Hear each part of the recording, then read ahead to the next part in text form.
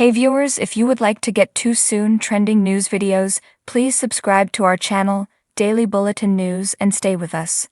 That was pretty much the longest Thanksgiving I've ever had. Days of Our Lives is a show about days that go on forever. But even though everyone was running around town plotting, confronting, fighting, and generally going about their daily lives, it felt like the holiday would never end.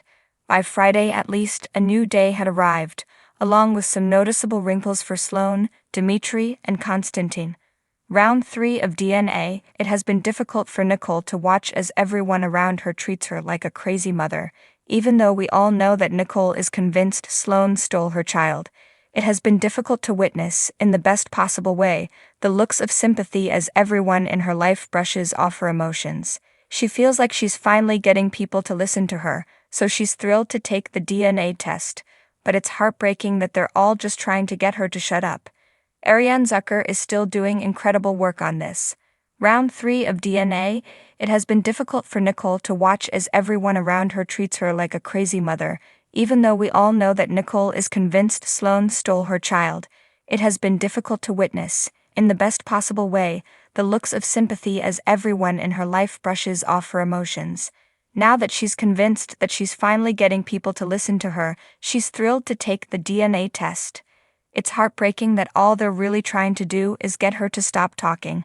Ariane Zucker is still doing incredible work on this. However, I appreciate that she was able to identify the issues straight away. This is the point in the story where I think it becomes more of a complete circle than a stale recap.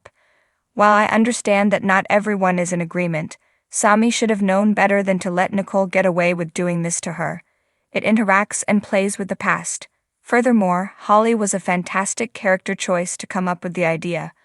Although I like her as a younger, cunning Nicole, if the show didn't soften her with empathy and sincere concern, they could immediately destroy her character from the beginning, as appears to happen far too frequently. She will get a lot of brownie points to counteract her worst tendencies if she is ultimately the one who defeats Sloan and reunites her baby brother with his true family, aside from Eric, that is. However, Tate really eludes me. While I understand that boys in their teens may be desperate to win over a girl, setting Holly up to win Johnny over is a terrible plan. Unless, just like us, he's hoping to be the shoulder she sobs on after he's convinced it won't work. Still though, he must be falling in love with someone else in Salem. It really isn't worth it. Regarding the DNA test, I'm not sure how it will be stopped, but I'm positive it will. Although it's too soon to call off this drama, I'm hoping that it will all blow up in a big way along with EJ and Nicole's DNA tests. In due course, I don't want it to be a continual tease, as I mentioned last week. To get a larger payoff, let it simmer for a little while. I still harbor the hope that Holly will eventually play a role in thwarting Sloan. Additionally, cease abusing Nicole in this manner. This unintentional gaslighting is cruel. In fact, I believe there should be a different word for it, as gaslighting is by definition intentional. Improper reasoning? I apologize, Sloan, but I didn't follow your logic when you suggested that Dmitri should turn himself in. The charges against Leo are far less serious without the murder charge, and since he assisted Nicole in giving birth, a good attorney who isn't named Sloan might still be able to clear him without Dmitri turning himself in. The two could then run off and live happily ever after. However, it's endearing that Dmitri is prepared to give up everything for Leo. Perhaps he is not a complete sociopath. However, that depends on the outcome of the knock on his door. For some reason, I have a feeling that will make him reconsider the idea. Faced what's the reason behind Chad's intense and filthy battle for a relationship that he doesn't even seem to want? Man, let go. Telling Stephanie he's going to let past grievances go after forcing Xander to fire Everett was some serious sociopathy. Then the fictitious "oh, you were fired?" That is really depressing. Wishing you luck, my friend. Give it up. Stephanie and Everett click well together. Stephanie entered into a relationship with Chad despite his baggage, which stems from her Everett past.